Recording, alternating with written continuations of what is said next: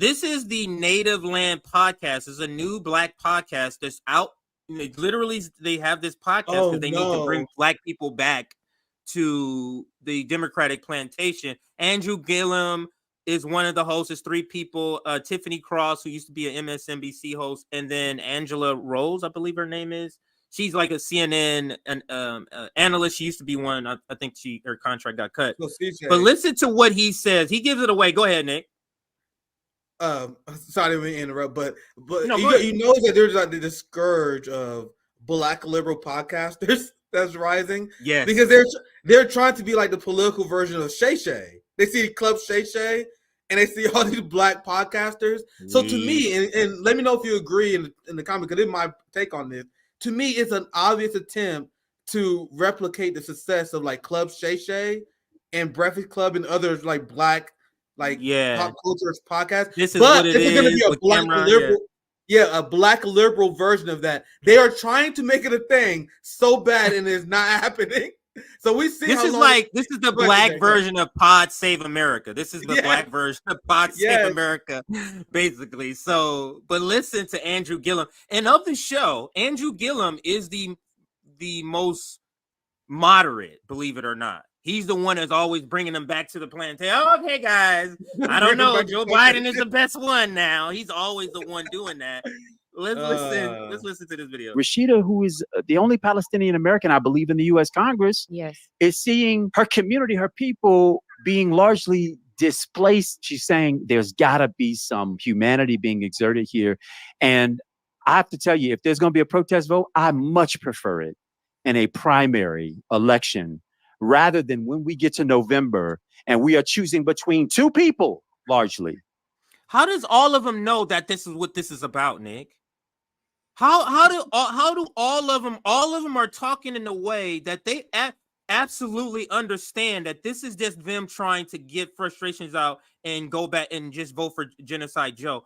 Like, how is that possible? How is that possible? CJ, go ahead. So CJ, so all the liberal propagandists and Democrats, when they saw this movement popped up, they was like, "Oh, thank God, thank God." You can tell from his reaction. You can tell that Rashid Tlaib and Nina Turner expects Democrats to be like, "Oh no, they're not." They're like, "No, this is good. This is a great way to ship her people."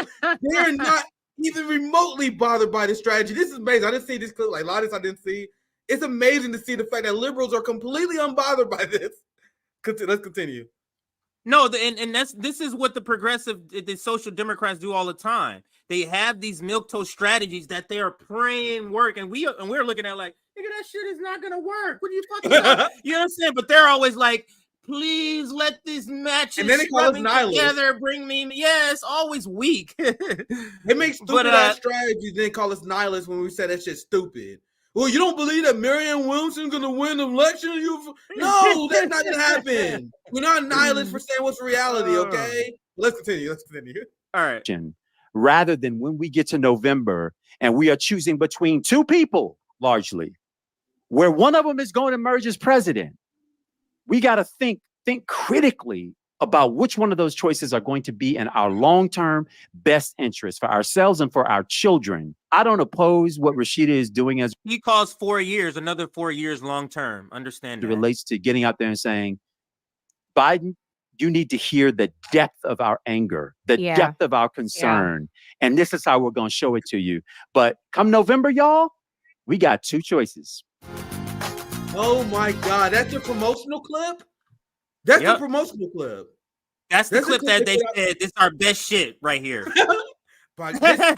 This show is worse as this is as bad as I thought it was going to be. So, it's terrible. For one, and you see how the woman in the background, they're like, yeah, preach, yeah.